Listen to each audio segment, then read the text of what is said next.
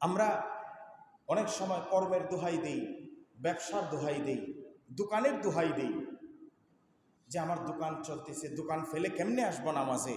না, এগুলা খোঁড়া যুক্তি, এগুলা খোঁড়া যুক্তি, এগুলা শয়তানি যুক্তি। নামাজের জন্য আপনি যদি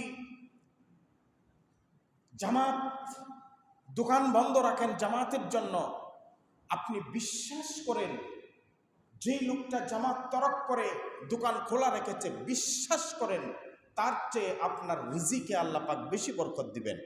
আল্লাহ পাক কেমনে দিবেন, কেমনে পোষায় দিবেন, এটা আপনি টের পাবেন না, কিন্তু বিশ্বাস রাখেন আল্লাহ পাক আপনার দোকানের রিজিক বাড়াইয়ে দিবেন, বিক্রি বাড়াইয়ে দিবেন, লাভ বাড়াইয়ে দিবেন।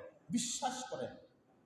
আমাকে অনেক মানুষ, আমার তো অধিকাংশ মুসল্লি ব্যবসায়ী, আমার সেক্রেটারি সাহেব একটু টুটকাটা মানুষ, ওই ব্যবসায়ী মানুষ দেরিতে আইলে ও গীতাবা তুমি আইলা না, অত দ্বারে মসজিদ না আইতাম পারছি না, দোকানটা ফেলে আইতে পারছি না, 3 জন আইছিলাম, আমরা 2 জন থাকছিলাম।